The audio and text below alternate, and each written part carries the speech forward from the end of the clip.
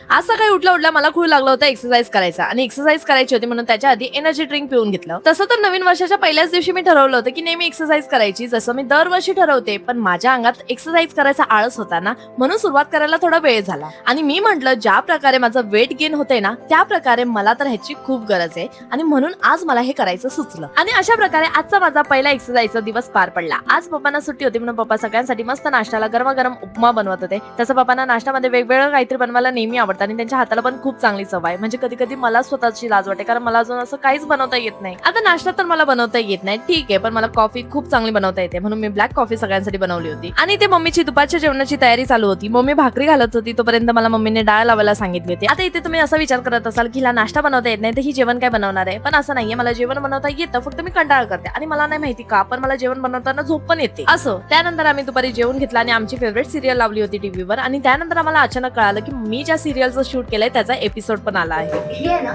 इंस्टाग्रामवर famous celebrity influencer आहे.